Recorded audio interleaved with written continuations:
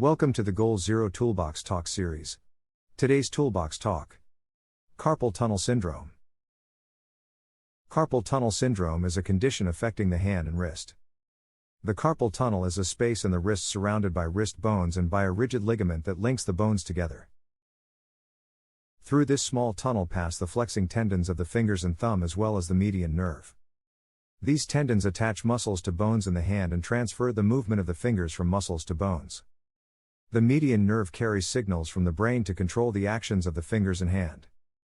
It also carries information about temperature, pain, and touch from the hand to the brain, and controls the sweating of the hand.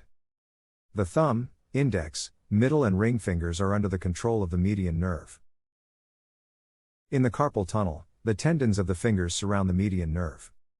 Swelling of the tendons reduces the space in the tunnel and squeezes the median nerve, which is softer than the tendons. Pressure on this nerve can injure it. Such injury results in sensations of numbness, tingling, pain, and clumsiness of the hand. This combination of symptoms is called carpal tunnel syndrome. People with carpal tunnel syndrome have trouble in performing tasks such as unscrewing bottle tops, fastening buttons, or turning keys. Bending the wrist or moving the fingers brings muscles and tendons into action. For example, when a person bends a finger, the tendon moves about 2 inches. The tendons of the hand are encased in sheaths, or sleeves through which the tendons slide. The inner wall of the sheaths contains cells that produce a slippery fluid to lubricate the tendons.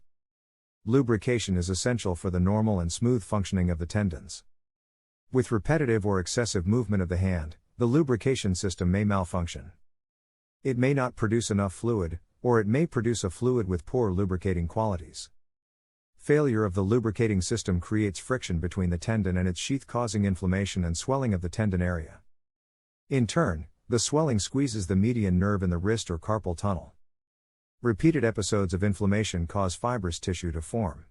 The fibrous tissue thickens the tendon sheath and hinders tendon movement. The typical symptoms of carpal tunnel syndrome are tingling of the thumb and of the index, middle, and ring fingers, and night pain. The pain awakens the patient but is often relieved by shaking, hanging, or massaging the hand. Pain may involve not only the hand but also the arm and the shoulder. Numbness and loss of manual dexterity occur in more advanced cases. Weakness of the hand also occurs, causing difficulty with pinch and grasp. The person may drop objects or be unable to use keys or count change with the affected hand. The skin may dry because of reduced sweating. People who suspect carpal tunnel syndrome often consult a doctor. The evaluation of occupational carpal tunnel syndrome includes identifying workplace risks.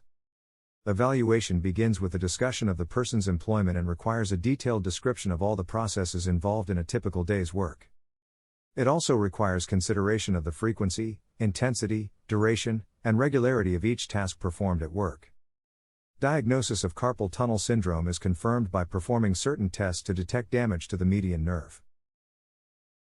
Prevention of carpal tunnel syndrome may involve redesigning workstations, tools, or the job, and educating workers.